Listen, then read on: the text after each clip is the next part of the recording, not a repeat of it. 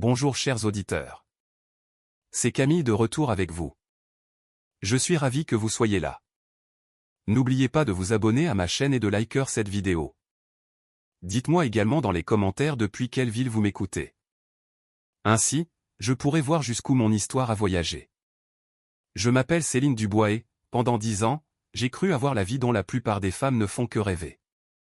Nous vivions dans une maison de style traditionnel, avenue des Tilleuls, à Lyon. Le genre de maison avec un grand porche à l'avant, des fougères suspendues et une cuisine qui sentait toujours le café. Laurent et moi nous étions rencontrés à la fin de la vingtaine lors d'un dîner chez des amis communs. Il était architecte, grand et mesuré dans tout ce qu'il faisait. Le genre d'homme qui se souvenait de votre commande de café et qui tenait les portes ouvertes sans en faire tout un spectacle. Nous nous sommes mariés après 2 ans de relation. J'étais professeur de français au lycée. Nous avions un golden retriever nommé Max, un potager qui ne fonctionnait qu'à moitié, et des dimanches matins qui n'appartenaient qu'à nous. Nous n'avions pas d'enfants, non par tragédie, mais par choix. Nous en avions parlé, nous avions tourné autour du sujet, et nous avions tranquillement convenu que notre vie nous semblait complète telle qu'elle était. Je n'ai jamais remis cela en question. Je ne remettais d'ailleurs jamais grand-chose en question nous concernant. Ce fut ma première erreur. Avec le recul, les signes n'ont jamais été invisibles. Il portait simplement des vêtements ordinaires, et je continuais à les confondre avec l'usure normale du quotidien. Cela a commencé par de petites choses. Laurent avait toujours été quelqu'un de secret. Cela faisait partie de ce qui m'avait attiré chez lui, cette qualité d'autonomie et de retenue. Alors, quand il a commencé à quitter la pièce pour prendre des appels, je n'y ai pas immédiatement attaché d'importance. Les architectes reçoivent des appels à des heures indues. Les projets prennent du retard. Les clients paniquent. Je me disais ces choses-là et j'y croyais, de la même manière que l'on croit à quelque chose parce que l'alternative exige un courage auquel on n'est pas encore prête. Puis sont venus les voyages. Le cabinet de Laurent avait une succursale à Paris, à environ 2 heures de TGV de chez nous. Il avait toujours fait des voyages occasionnels, mais vers la 7e année de notre mariage, les déplacements se sont multipliés. 1 fois par mois est devenu 2 fois, 2 fois est devenu 1 semaine sur 2. Il avait toujours des explications, un grand projet de développement à usage mixte, une rénovation historique qui prenait du retard, un client qui exigeait des réunions en personne. Les explications n'étaient jamais invraisemblables. C'était ça, avec Laurent. Il n'était jamais brouillon. Il était précis en toutes choses, y compris dans ses mensonges. J'ai remarqué qu'il avait changé le code de son téléphone. Je l'ai remarqué comme on remarque qu'un meuble a été déplacé. Pas immédiatement, mais à cet instant précis où vous tendez la main vers quelque chose et où vous ne trouvez que le vide. Je lui ai posé la question 1 fois, l'air de rien. De la façon dont on pose une question dont on a déjà peur de connaître la réponse. Il a répondu que son service informatique avait envoyé une mise à jour de sécurité à l'échelle de l'entreprise. Il m'a montré un email pour le prouver. J'ai hoché la tête et j'ai laissé couler. Pourquoi ai-je laissé couler? Parce que je l'aimais. Parce que 10 ans, c'est long. Et j'avais construit toute ma vie d'adulte à l'intérieur de ce temps. Parce qu'une partie de moi comprenait que si l'on tire sur un fil, tout peut se détricoter. Et je n'étais pas prête à vivre dans ce détricotage. Mais le corps sait des choses que l'esprit refuse. J'ai commencé à mal dormir. Je me réveillais à 2 ou 3 heures du matin, je restais allongé dans le noir à écouter Laurent respirer, et je sentais quelque chose de froid et d'informe peser sur ma poitrine. Pas exactement de la jalousie, quelque chose de plus ancien que ça, quelque chose qui ressemblait davantage à un deuil. J'ai essayé de lui en parler, pas de mes soupçons, je n'arrivais pas à les formuler assez clairement pour cela, mais de nous, de la distance, de ce sentiment vague mais persistant que nous devenions des étrangers partageant un crédit immobilier et un chien. Il m'a écouté. Il a toujours été doué pour écouter. Il m'a dit qu'il subissait beaucoup de pression. Il s'est excusé. Il m'a serré dans ses bras cette nuit-là, et j'ai presque réussi à me convaincre que j'avais tout imaginé. Presque. C'est un mardi soir de mars que tout a basculé. Laurent était de nouveau à Paris, et je corrigeais des copies à la table de la cuisine, Max endormi à mes pieds. La pluie frappait les fenêtres avec cette régularité typique de la région qui, d'habitude, me réconfortait. Mon téléphone a vibré, un SMS provenant d'un numéro inconnu. J'ai pensé qu'il s'agissait d'un spam ou d'une erreur. J'ai failli reposer l'appareil sans le lire. Je ne l'ai pas fait. Bonjour Céline. Je m'appelle Sophie Martin. Je pense qu'il est temps que tu saches la vérité sur ton mari. Laurent et moi sommes ensemble depuis 10 ans. Nous avons 2 enfants, un garçon de 7 ans et une fille de 4 ans.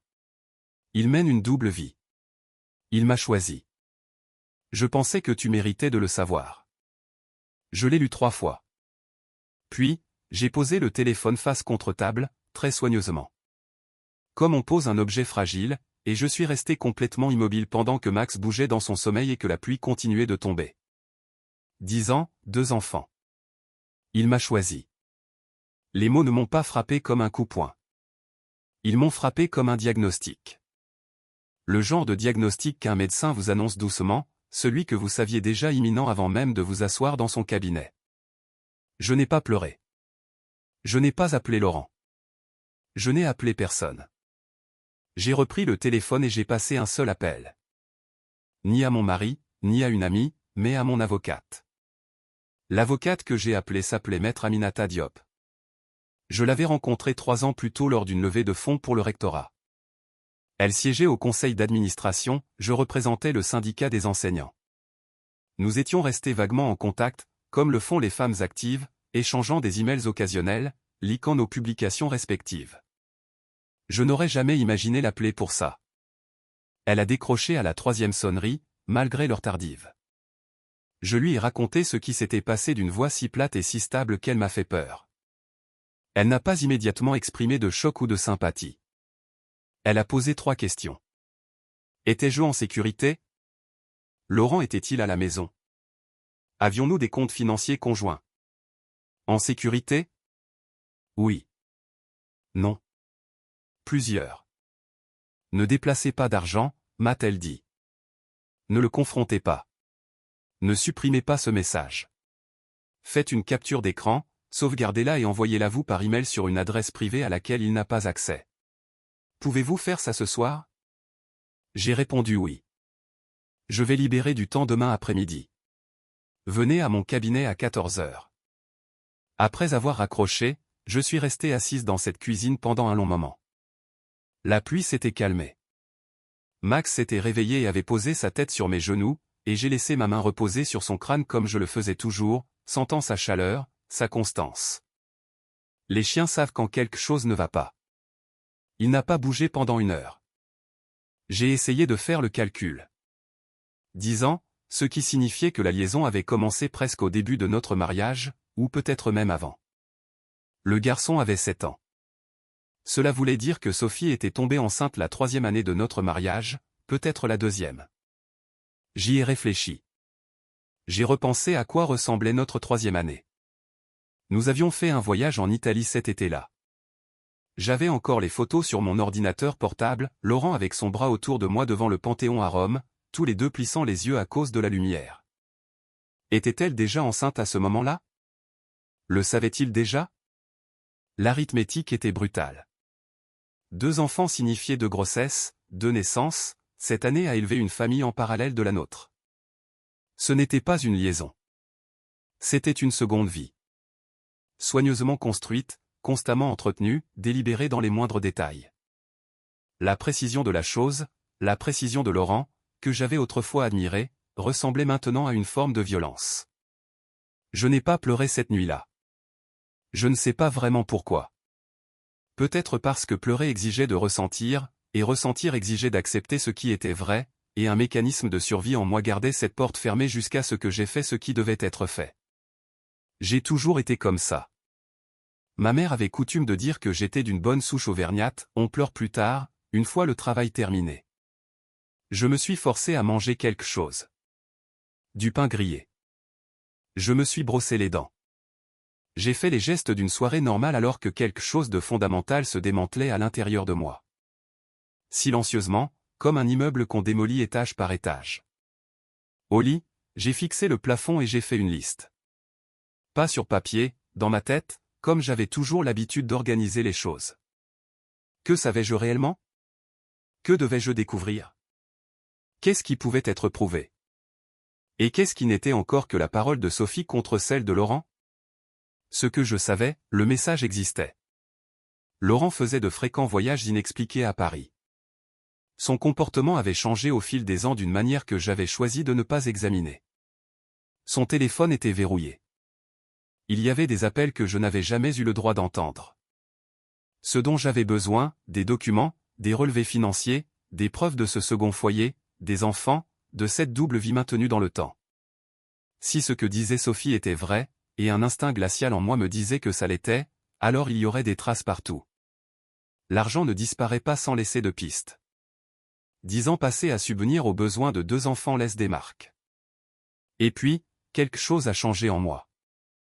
Vers 3 heures du matin, alors que Max ronflait doucement au pied du lit et que la maison était parfaitement silencieuse autour de moi, j'ai cessé d'être en deuil et j'ai commencé à planifier.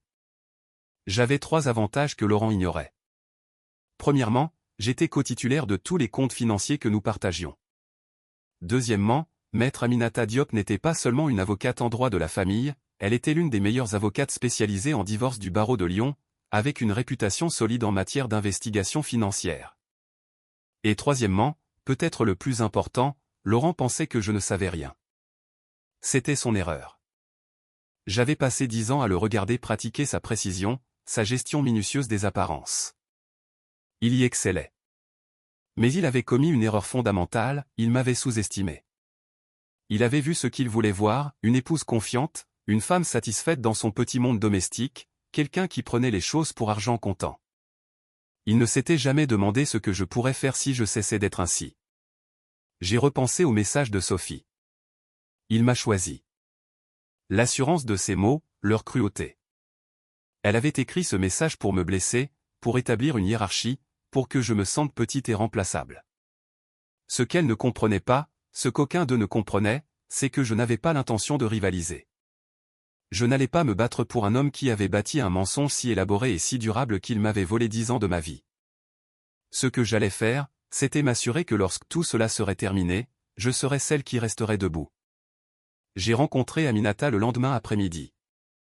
Je suis entré dans son bureau au 14e étage d'un immeuble en verre du centre-ville, je me suis assise face à elle, et j'ai posé mon téléphone sur la table, le message de Sophie affiché à l'écran.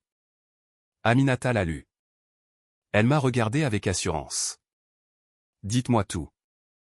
Et c'est ce que j'ai fait. Le bureau de Maître Diop était épuré et sobre, comme le sont souvent les bureaux des personnes sérieuses. Pas de désordre, aucun sentimentalisme affiché, juste des étagères de jurisprudence et une unique reproduction encadrée d'une figure historique au mur derrière elle. Je me souviens avoir remarqué ce cadre, je le trouvais rassurant. Nous avons parlé pendant 2 heures. J'ai exposé tout ce que je savais, la chronologie des changements de comportement, les voyages à Paris, le téléphone verrouillé, le message.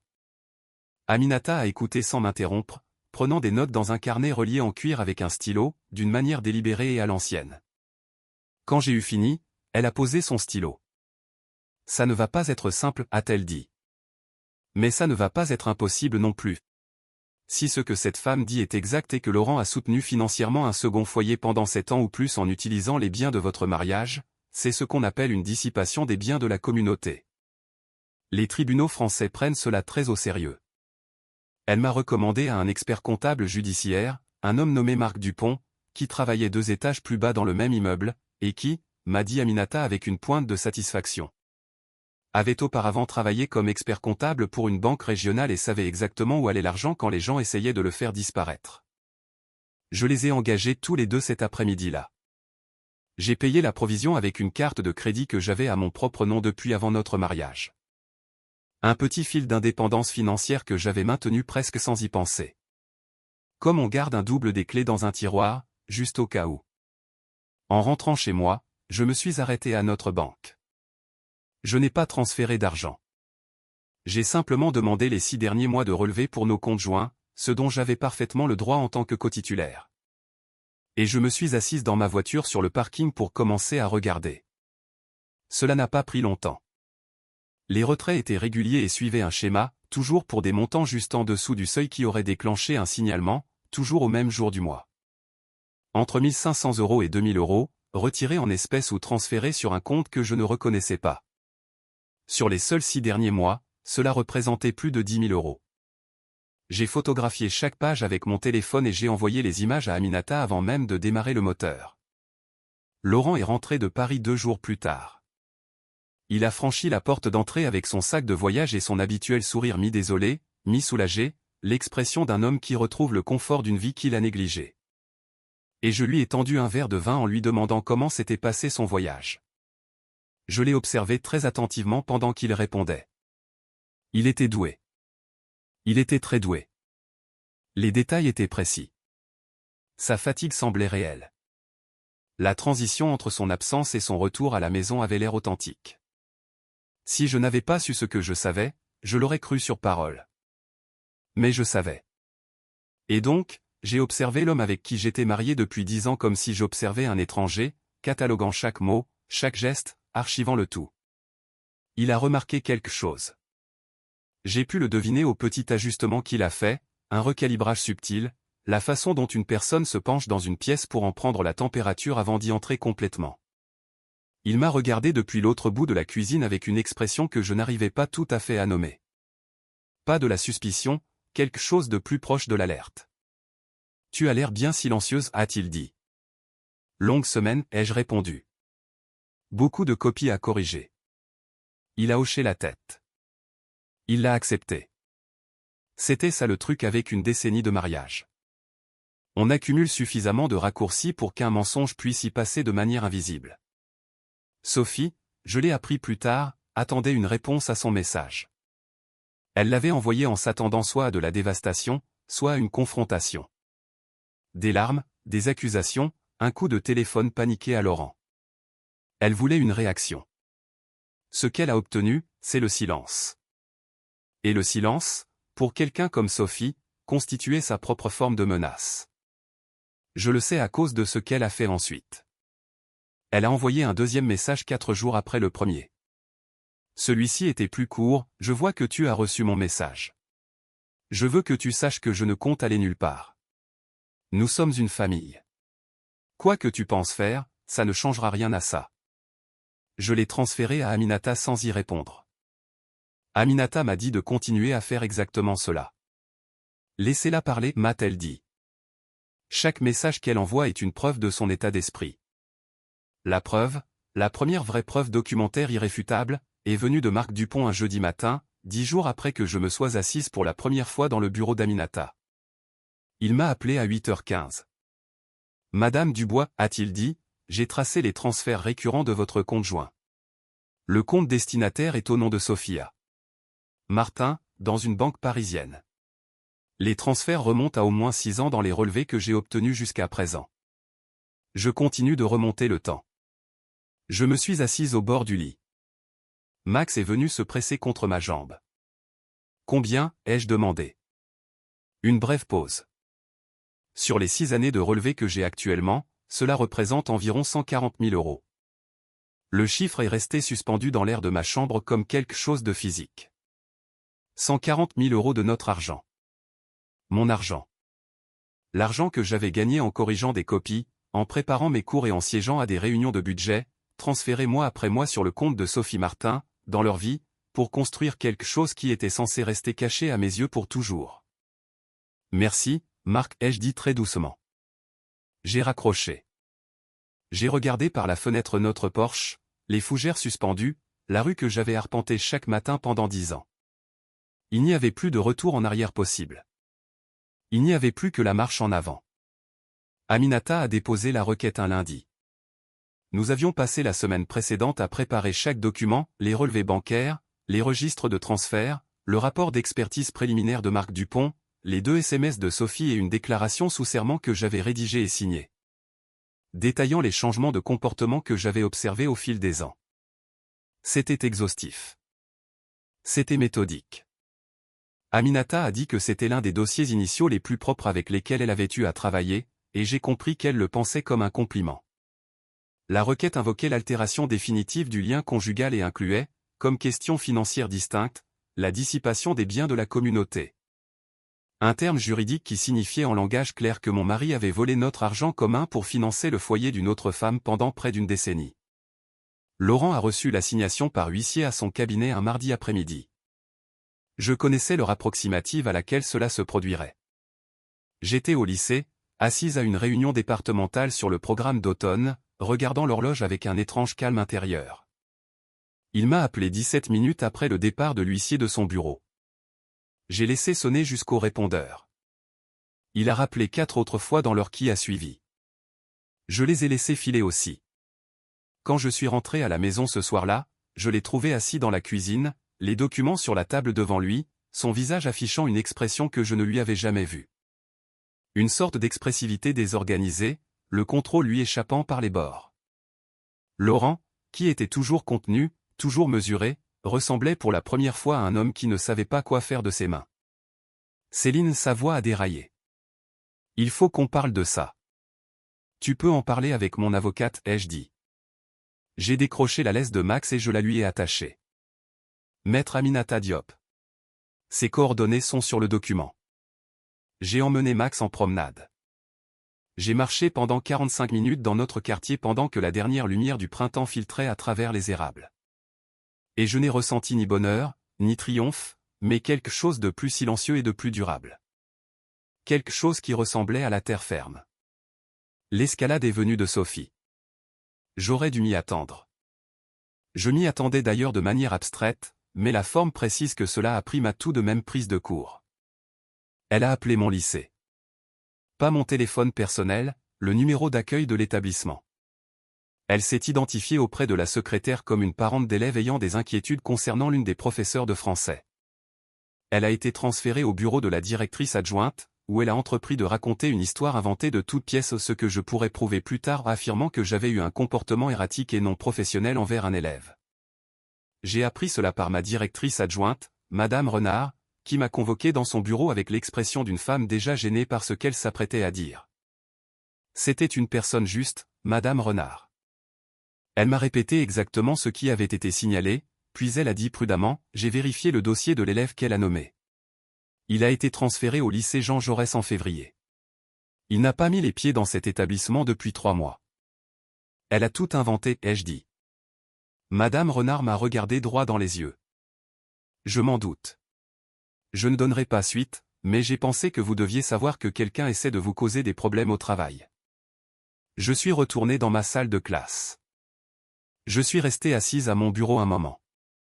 Puis, j'ai transféré le compte rendu de Madame Renard rédigé dans un bref email qu'elle avait accepté de m'envoyer à Aminata avec ce mot, harcèlement sur mon lieu de travail. Merci de le verser au dossier. 2 jours plus tard, Laurent est venu à la maison pendant que j'y étais. Il est arrivé avec un homme que je ne connaissais pas. Un avocat, ai-je supposé à la vue du costume et de la mallette, bien que ce ne fût personne que j'ai vu auparavant. Ils se sont tenus sur le porche et Laurent a parlé à travers la porte. Je veux te parler de ce que tu es en train de faire, a-t-il dit. Tu fais une grave erreur. Si tu poursuis cette voie de la manière dont tu le fais, ça va nous faire du mal à tous les deux. On peut négocier. On peut régler ça en privé. Appelle Aminata, ai-je répondu. Céline. Sa voix a changé. Quelque chose de plus dur pointait sous la surface. Tu ne comprends pas dans quoi tu t'engages. C'est relevé financier. Il y a des explications pour tout ça. Mon avocat dit que ce que tu as déposé est agressif et, franchement, vindicatif. Si tu pousses le bouchon, on ripostera. On a des motifs. Appelle Aminata, ai-je répété, et j'ai fermé la porte. Mes mains tremblaient légèrement pendant que je me dirigeais vers la cuisine. Je suis resté devant l'évier à respirer un instant. Puis les tremblements ont cessé et ont laissé place à quelque chose de plus ferme. Ils avaient peur. C'était ça, la vérité. S'il avait été confiant, il aurait appelé Aminata lui-même. Au lieu de cela, il était venu ici, à cette porte, pour me regarder dans les yeux et essayer de me faire reculer, comme je reculais depuis des années. Pas cette fois. Ils ont battu en retraite. Les appels ont cessé pendant une semaine. La pression est retombée. J'ai conduit jusqu'à Annecy ce week-end-là. J'ai loué une petite chambre près du lac et j'ai passé 3 jours à marcher au bord de l'eau, à lire et à dormir 10 heures par nuit. Max est venu avec moi. J'avais besoin de me rappeler ce que ça faisait d'exister en dehors de ce combat, d'être une personne avec un corps qui avait besoin d'air pur, de sommeil et du bruit des vagues. Quand je suis rentré à Lyon le dimanche soir, j'ai ressenti quelque chose que je n'avais pas ressenti depuis des années. J'étais prête. La semaine de mon retour d'Annecy, une lettre est arrivée de l'avocat de Laurent. Elle était soigneusement formulée. 3 pages de jargon juridique formel qui se résumait à une offre simple, accepter un accord modeste et partir discrètement. La lettre évoquait la complexité des questions financières en jeu et le désir des 2 parties d'éviter un long litige. Elle suggérait que le processus d'expertise comptable était prématuré et potentiellement préjudiciable aux intérêts financiers des 2 parties. Je l'ai lu à la table de ma cuisine avec une tasse de café, puis je l'ai photographié et envoyé à Aminata. Elle a appelé dans l'heure. Le rapport d'expertise leur fait peur, a-t-elle dit. Cette offre est insultante. C'est environ 30% de ce à quoi vous avez réellement droit. N'y répondez pas, laissez-moi m'en charger. Faites-le, ai-je répondu. Je n'ai rien ressenti en posant mon téléphone. Ni soulagement, ni colère, ni cette lueur de tentation sur laquelle je pense qu'il comptait. J'avais craint qu'une offre de règlement ne m'affaiblisse, qu'une partie de moi, fatiguée et en deuil, ne regarde le mot terminé et veuille s'en saisir. Mais j'ai regardé cette lettre et je n'ai ressenti qu'une immense lucidité. Il ne m'offrirait rien pour lequel je n'aurais pas à me battre. Chaque concession qu'il ferait viendrait de la pression, des preuves documentaires, de l'avancée lente et inexorable d'un processus légal qu'il ne pouvait plus contrôler. Ma propre froideur m'a surprise. J'avais pensé que le chagrin serait l'émotion dominante. Au lieu de cela, il était devenu autre chose. Une sorte d'équilibre organisé, le sentiment qu'à 41 ans, je traversais enfin le monde avec les yeux grands ouverts. Mais je savais que je ne pourrais pas le faire seul. Pas émotionnellement. La machine judiciaire était en marche, et j'avais confiance en elle. Mais il y a une solitude particulière qui naît du fait d'être assise au cœur d'une catastrophe que la plupart des gens de votre vie quotidienne ignorent. Je n'en avais parlé à personne. Ni à mes collègues, ni à mes voisins, ni même à ma sœur en Bretagne. J'ai tout raconté à ma sœur un jeudi soir. Je me suis assise sur la terrasse arrière avec le téléphone et une couverture, entourée par le jardin plongé dans l'obscurité, et je lui ai tout dit. Elle s'appelle Hélène, elle a 5 ans de plus que moi et a toujours été la plus forte de nous 2. Elle n'a pas dit grand-chose pendant que je parlais. Quand j'ai eu terminé, elle est restée silencieuse un moment. « Tu dors ?» a-t-elle demandé. « Mieux qu'avant. »« Tu manges ?» ?»« Oui. »« D'accord » a-t-elle dit. « Alors tu vas t'en sortir. »« Tu le sais, n'est-ce pas ?» Je ne le savais pas. Pas encore. Mais l'entendre le dire m'a aidé. Elle a fait la route depuis Rennes, elle y avait déménagé 6 ans plus tôt pour un poste à l'université, ce samedi-là, et nous avons passé la journée à flâner sur le marché et à déjeuner au bord du Rhône. Elle ne m'a pas obligé à en parler sans cesse. Elle a compris que parfois, la chose la plus utile qu'une autre personne puisse faire, c'est simplement de s'asseoir à vos côtés pendant une journée normale et de laisser cette normalité suffire. J'ai également trouvé, grâce à une recommandation d'Aminata, un groupe de soutien pour les femmes traversant des divorces conflictuels. J'y étais d'abord réticente. Je n'ai jamais été quelqu'un qui se confie facilement à des étrangers. Mais je suis allé une fois à une réunion du mercredi soir, dans l'arrière-salle d'une paroisse du 6e arrondissement de Lyon. Je me suis assise dans un cercle de 9 femmes d'âge variés, j'ai écouté pendant la première heure, puis j'ai parlé pendant 10 minutes. Et il s'est produit quelque chose à quoi je ne m'attendais pas, j'ai cessé de me sentir folle. C'était ce que l'isolement m'avait fait subir, je l'ai compris, il m'avait fait douter de mes propres perceptions, remettre en question mes propres décisions, me demander si j'étais trop dure, trop agressive, dans l'excès. Être assise dans une pièce avec des femmes qui avaient été manipulées, trompées, escroquées financièrement, et qui étaient toujours debout et continuaient à se battre, cela a recalibré quelque chose en moi. Cela m'a rappelé que ce que je faisais n'était pas un acte de cruauté. C'était un acte d'instinct de conservation. J'y suis retourné le mercredi suivant, puis le mercredi d'après. Pendant ce temps, Laurent et Sophie semblaient avoir opté pour le silence. Aminata m'a expliqué que c'était cohérent avec une stratégie de défense juridique. Il gagnait du temps, attendant de voir si j'allais céder. Laurent avait cessé d'appeler. Il logeait dans un hôtel du quartier de la Confluence, je le savais grâce aux documents judiciaires qui indiquaient son adresse. Sophie s'était tue aussi. Plus de messages. Je me surprenais parfois à penser à elle, non avec haine, mais avec un sentiment plus complexe. Elle savait pour moi depuis 10 ans. Elle était pleinement et consciemment impliquée dans tout ça depuis aussi longtemps que Laurent. Elle avait fait le calcul, année après année, que ce qu'elle y gagnait valait bien ce à quoi elle participait. Et elle avait envoyé ce message, « Il m'a choisi », avec une telle certitude. Y croyait-elle vraiment? Ou essayait-elle de s'en convaincre? Je l'ignorais. Et je n'avais pas besoin de le savoir. Ce que je savais, c'est qu'elle observait. Tous les deux m'observaient pour voir ce que je ferais ensuite. Je les ai laissés regarder. Ils sont venus un samedi matin, fin avril, quand le cornouiller de la cour avant était en fleurs et que la rue était calme. J'étais dans la cuisine quand j'ai vu la voiture de Laurent s'arrêter. Puis j'ai vu la portière passager s'ouvrir, et j'ai compris de quoi il retournait. Il l'avait amenée. Sophie Martin était plus petite que je ne l'avais imaginé. Cheveux bruns, vêtements pratiques, le genre de visage qui aurait pu paraître chaleureux dans un autre contexte. Elle se tenait sur l'allée de ma maison, à côté de mon mari ou mon futur ex-mari, à tous égards, et les voir ensemble devant ma maison, dans ma rue, fut l'une des expériences les plus surréalistes de ma vie. Pendant un instant, le monde est devenu très plat et très étrange. Puis j'ai respiré. J'ai ouvert la porte avant qu'il ne frappe. Céline. La voix de Laurent était soigneusement posée. Basse, raisonnable, conciliante.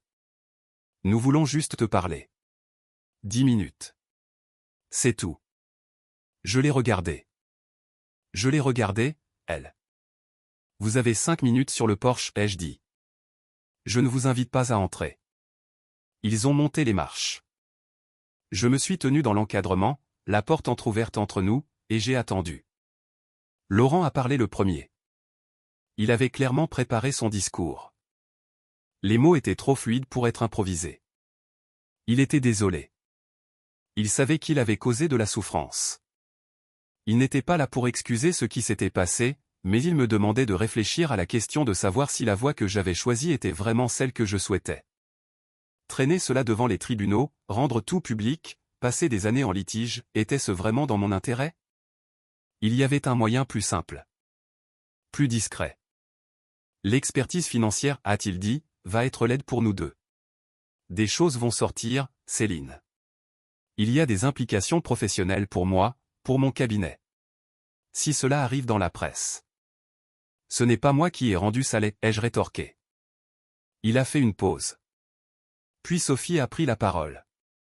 Cela m'a surprise. Elle s'était tenue légèrement en retrait derrière lui, et j'avais supposé que la représentation n'appartenait qu'à lui. Je sais ce que tu dois penser de moi, a-t-elle dit. Sa voix était mesurée. Elle aussi s'était préparée. Et je le comprends. Mais je suis mère. Mes enfants ont un père qui les aime, et cette procédure, ces accusations vont les affecter. Ils ont 7 et 4 ans. Ils ne comprennent rien à tout cela. Je te demande, de femme à femme, de penser à eux. Je l'ai regardé pendant un long moment. De femme à femme. Elle avait écrit « Il m'a choisi » dans un SMS conçu pour me dévaster, et maintenant elle se tenait sur mon porche en invoquant notre solidarité féminine.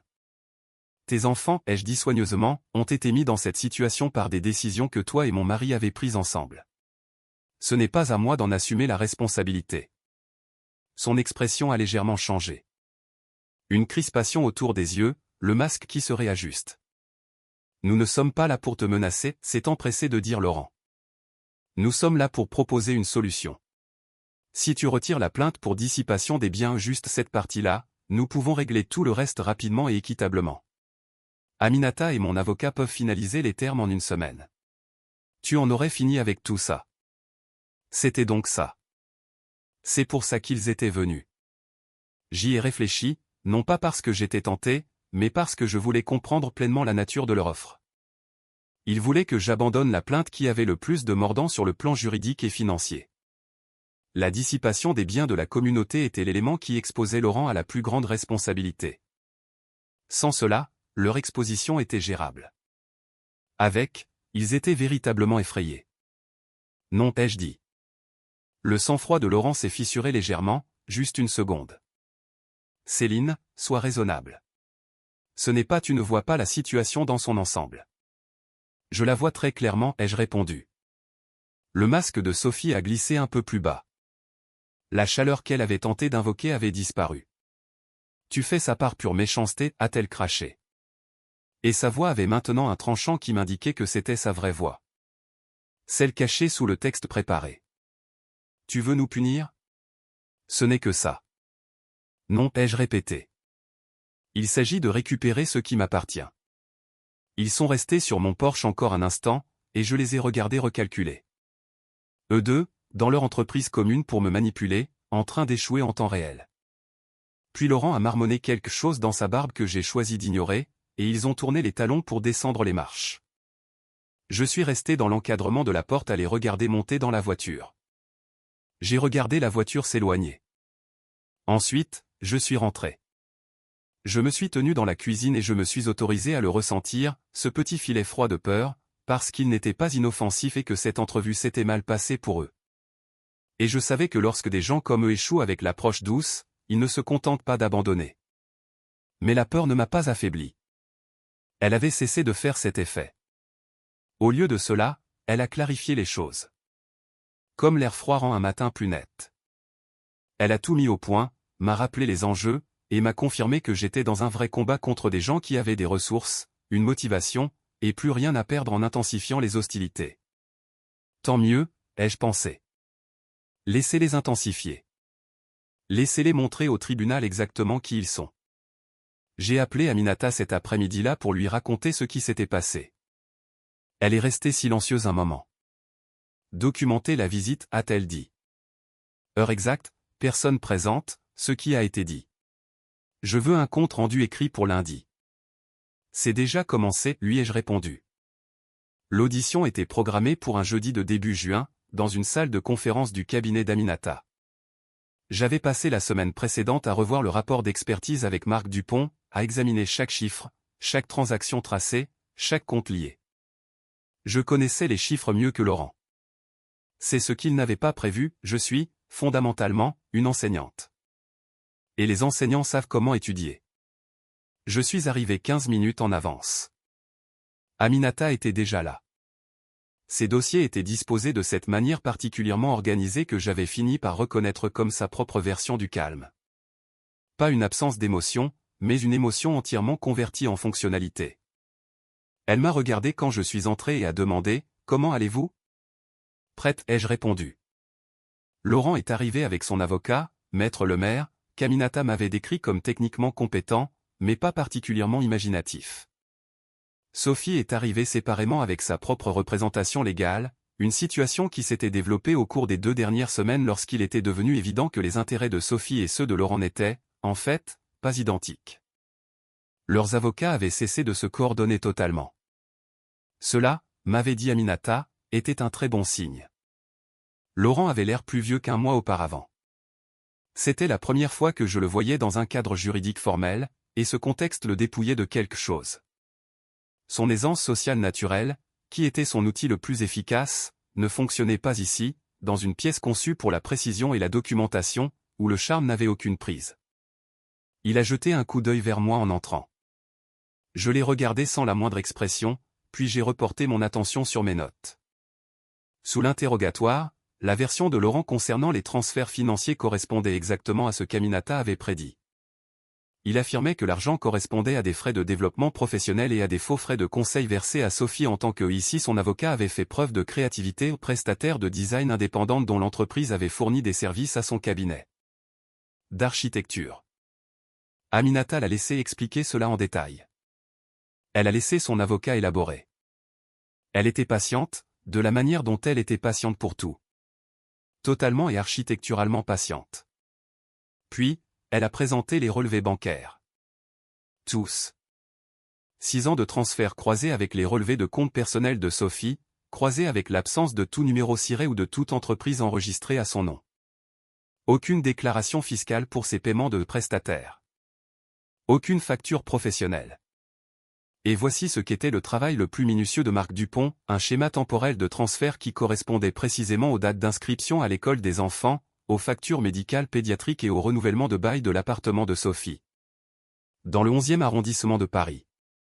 La pièce est restée silencieuse un instant lorsqu'Aminata a fini de tout étaler. Maître Lemaire a pris la parole, nous souhaiterions demander une brève suspension de séance. Bien sûr, a répondu Aminata. Pendant la pause, Je me suis assise dans le couloir avec un café et j'ai regardé la ville par la fenêtre. Aminata est venue se tenir à côté de moi. Elle n'a rien dit. Moi non plus. Nous avions toutes les deux compris que quelque chose venait de basculer. Quand la séance a repris, les fissures étaient visibles. La version de Laurent avait été ajustée. Pas de manière substantielle, juste assez pour qu'elle contredise désormais deux choses précises qu'il avait dites avant la pause. L'avocat de Sophie, lors d'un échange séparé, a proposé une version des faits selon laquelle Sophie croyait que cet arrangement financier avait été officiellement convenu entre les parties. Une affirmation qui impliquait que Laurent lui avait fait des représentations explicites, ce que l'avocat de Laurent s'est immédiatement empressé de contester. Il se disputait, par avocats interposés, lors d'une audition, pour savoir si Laurent avait été honnête avec Sophie, seulement avec moi, ou avec aucune de nous deux. Aminata a demandé directement à Sophie, pour l'enregistrement, « Étiez-vous au courant que Madame Dubois n'avait aucune connaissance des transferts financiers vers votre compte ?» Sophie a regardé son avocat. Son avocat a dit, « Ma cliente ne répondra pas à cela. » Étiez-vous au courant que les fonds transférés sur votre compte provenaient d'un compte joint conjugal? Ma cliente ne.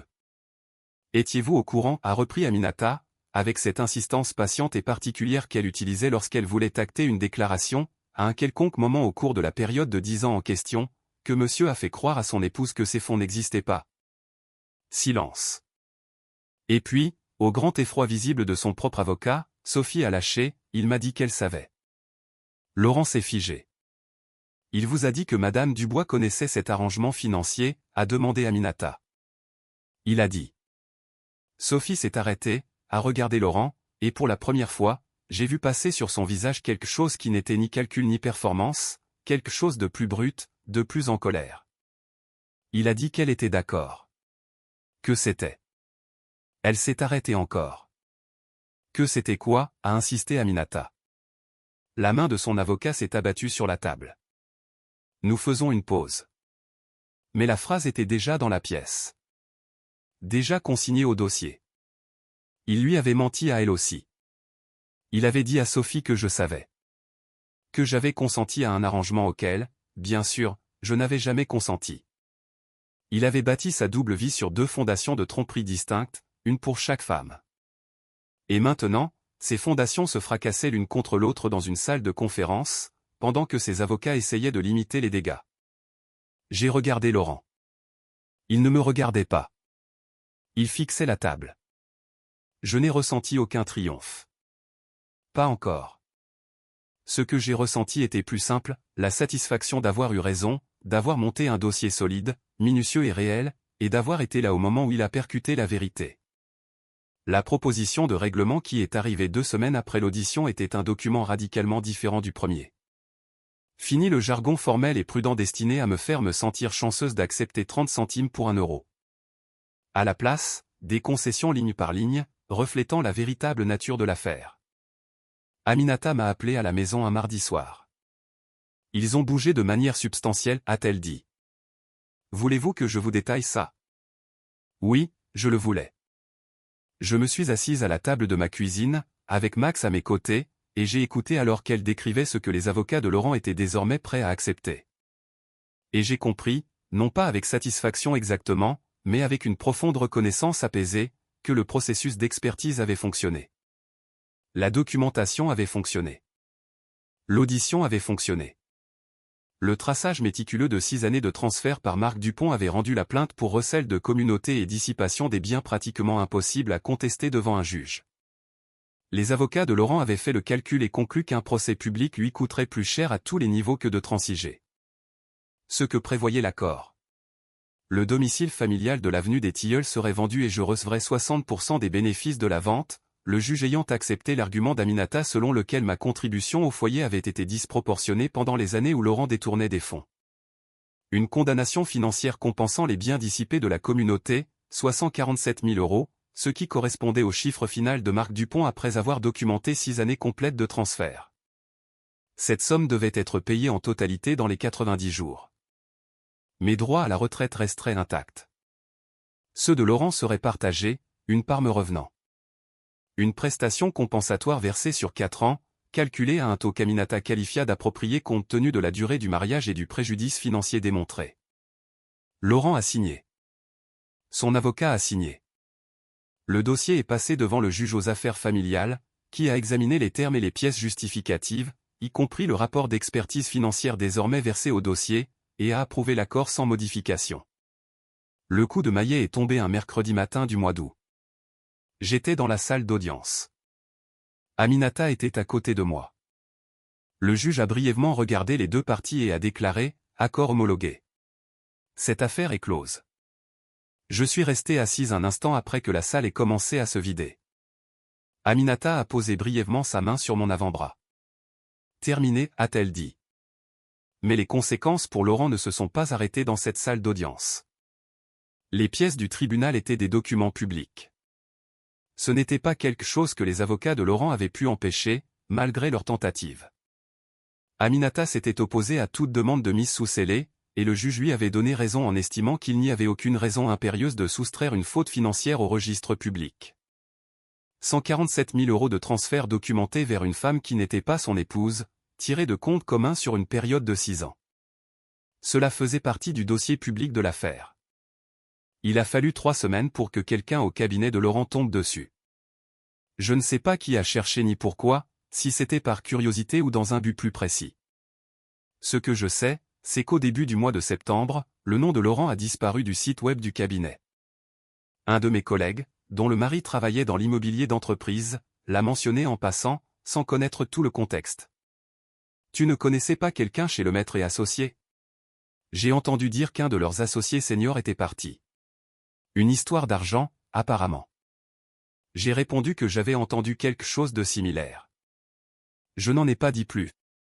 La situation de Sophie m'est apparue clairement au fil du temps, par le biais de sources que je n'avais pas sollicitées. Des connaissances communes à Paris qui connaissaient des gens de son entourage, un parent d'élève dont la sœur travaillait dans son quartier. L'histoire qui a émergé était celle-ci.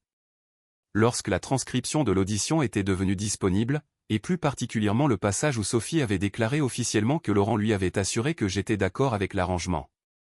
Laurent avait agi rapidement pour recadrer les choses entre eux. Il l'avait contacté, apparemment avec une version des faits dans laquelle son témoignage à elle avait ruiné sa défense et sa capacité à subvenir aux besoins des enfants à l'avenir. Il lui avait fait porter le chapeau. Elle l'avait cru à mon sujet pendant 10 ans. Il semblerait qu'elle ait eu un peu plus de mal à le croire à son propre sujet. Au moment où l'accord de divorce a été finalisé, ils n'étaient plus ensemble. Je le sais non pas parce que j'ai cherché l'information, mais parce que c'était simplement la suite logique de ce qui s'était passé dans cette salle de conférence. Il avait été démasqué comme quelqu'un qui avait menti aux 2 femmes, au sujet des 2 femmes, et l'architecture d'intérêt mutuel qui cimentait leur arrangement n'avait pas survécu à cette révélation. Elle se retrouvait avec 2 jeunes enfants et un loyer pour un appartement qui avait été financé par l'argent d'un mariage désormais objet d'une condamnation judiciaire. Quelle que soit la vie qu'elle pensait construire, elle nécessitait la tromperie prolongée de Laurent pour exister. Sans cela, le tableau était bien différent. Je n'ai pas ressenti de pitié pour elle, mais je n'ai pas ressenti de haine non plus. J'ai ressenti quelque chose de beaucoup plus petit et de plus honnête. Une reconnaissance fatiguée du fait qu'il n'y avait pas de main propre dans cette histoire, et que j'étais la seule à n'avoir jamais eu le choix d'y être impliquée. Le dédommagement a été payé en totalité en octobre. J'ai déposé le chèque, je me suis assise dans ma voiture sur le parking de la banque, et je suis rentré chez moi. J'ai déménagé de la maison de l'avenue des Tilleuls en novembre, 6 semaines après l'encaissement du chèque. La maison s'est vendue rapidement, le marché immobilier lyonnais a été favorable, et je suis reparti de la vente avec suffisamment pour verser un bel acompte sur un endroit plus petit dans le quartier de la Croix-Rousse. Une petite maison de ville à 3 rue du Rhône, avec une cour que Max a immédiatement revendiquée comme son territoire souverain, et une cuisine plus lumineuse que l'ancienne. Je l'ai peinte moi-même cet hiver-là. Une amie m'a aidé les week-ends. Une femme nommée Chloé, que j'avais rencontrée au groupe de soutien et qui était devenue, depuis, l'une des plus belles amitiés de ma vie d'adulte. Nous avons mis de la vieille musique et peint les murs du salon en un terracotta chaleureux, et ceux de la cuisine en verre profond. Et je me souviens avoir reculé à la fin du 2e week-end en me disant « Ceci est à moi. Pas à nous. » Non soumis à une quelconque négociation, révision ou réclamation parallèle secrète. À moi. L'année scolaire qui a suivi a été la meilleure que j'ai eue depuis 10 ans. Cela m'a surprise. Je m'attendais à me sentir vidé, diminué, comme une femme au lendemain d'une catastrophe. Au lieu de cela, je me suis sentie, pour la première fois depuis des années, pleinement présente dans ma classe. J'ai cessé de traverser mes journées comme si j'étais derrière une vitre. Mes élèves l'ont remarqué, bien qu'ils n'en connaissent pas la raison. J'ai obtenu des participations plus actives, de meilleures discussions, et quelques petits mots d'élèves en fin d'année que j'ai gardés dans un dossier dans le tiroir de mon bureau. J'ai postulé pour un poste de coordinatrice pédagogique que je repoussais depuis des années en me disant que le moment n'était pas le bon. Je l'ai eu. Il s'accompagnait d'une modeste augmentation de salaire et, plus important encore, du sentiment d'avancer délibérément plutôt que de simplement continuer à avancer. Hélène est venue passer un long week-end au printemps. Nous étions assises sur ma terrasse arrière dans la lumière de fin de journée, Max est allé entre nous comme un tapis, et elle m'a dit « Tu as l'air différente. » Différente comment? Elle a réfléchi. Comme toi-même, a-t-elle répondu. Enfin, je comprenais ce qu'elle voulait dire. Ces années d'anxiété en sourdine, cette vigilance à basse fréquence que je n'avais jamais complètement nommée, toujours à interpréter, à expliquer et à me questionner, tout cela s'était tu. J'avais vécu avec pendant si longtemps que je ne l'avais pas reconnu comme anormal. Maintenant que c'était parti, je pouvais sentir la différence. Comme on ne sait pas qu'un bruit nous dérange jusqu'à ce qu'il s'arrête. J'entendais parler de Laurent de temps à autre, indirectement, de la manière dont les nouvelles voyagent dans une ville où vous avez partagé le milieu professionnel de quelqu'un pendant une décennie. Il n'avait pas été pris comme associé dans un autre cabinet. D'après ce que l'on savait, il avait lancé quelque chose de plus modeste. Un cabinet en solo, s'occupant uniquement de résidentiel. Le genre de travail honnête, mais très en deçà de ce qu'il faisait avant, de la trajectoire sur laquelle il était. Son dossier financier public l'a suivi. C'est souvent le cas dans les milieux professionnels. Je ne le traquais pas. Je n'en avais pas besoin. Je le mentionne seulement parce que c'était l'issue réaliste. Pas une ruine cinématographique, pas un effondrement dramatique, mais la conséquence ordinaire et persistante d'avoir fait quelque chose qui est devenu public. Les réputations se construisent lentement, et elles s'érodent de la même façon. Il porterait ce fardeau. C'était suffisant. La situation de Sophie était, de l'avis général, plus difficile. Et c'est là que je ressens la complexité de la chose. Elle avait construit sa vie autour d'un arrangement qui nécessitait l'engagement continu de Laurent. Et lorsque la structure a été exposée, l'engagement s'est évaporé avec elle. Elle élevait 2 enfants en grande partie seule, travaillait, et jonglait avec un accord de pension alimentaire que Laurent avait apparemment déjà contesté. Les enfants avaient toujours leur père, j'imagine que c'était déjà ça. Mais la vie qu'elle croyait construire, celle qu'elle avait annoncée en écrivant « Il m'a choisi », était en pratique bien différente de ce qu'elle avait imaginé. Je pensais parfois à elle comme on pense à la forme d'une blessure une fois qu'elle a cicatrisé. Sans colère, avec quelque chose qui n'était pas tout à fait de la pitié, pas tout à fait de la compréhension, mais la reconnaissance qu'elle avait elle aussi été utilisée à sa manière, et qu'elle y avait aussi participé. Que ces deux choses étaient vraies simultanément, et que je n'avais pas à résoudre ces contradictions. Je me suis remise à courir, une activité que j'avais arrêtée au début de la trentaine. Tôt le matin avant l'école, avec Max trottinant à mes côtés dans les rues de la Croix-Rousse pendant que la ville s'éveillait. J'ai commencé à cuisiner de manière plus réfléchie. Plus des repas pour 2, plus la gestion habituelle des préférences de quelqu'un d'autre, mais de la nourriture que j'avais sincèrement envie de manger. Des plats que je préparais le dimanche après-midi avec de la musique et sans contrainte de temps. Des petites choses. Cela semble insignifiant quand je les décris, mais c'était la substance d'une vie réappropriée, et je connaissais leur valeur d'une manière que je n'aurais pas pu soupçonner avant de faillir tout perdre. J'avais 42 ans. Je me sentais plus moi-même à 42 ans qu'à 35, ou même à 30 ans. Ce fut le cadeau inattendu dans tout ça. Pas l'issue que j'aurais choisie, mais une issue bien réelle. Et j'avais passé cet appel unique. Par un mardi pluvieux de mars, avec un SMS dévastateur sur mon écran et un Golden Retriever à mes pieds, j'avais décroché le téléphone et appelé. Non par panique, non par rage, mais avec la première lucidité glaciale d'une décision prise. Cet appel avait été le commencement de tout ce qui a suivi. Qu'auriez-vous fait si cette histoire vous était arrivée? Laissez un commentaire. Partagez-la avec quelqu'un qui a besoin de l'entendre. Et merci d'avoir écouté jusqu'au bout. Il était important de la raconter.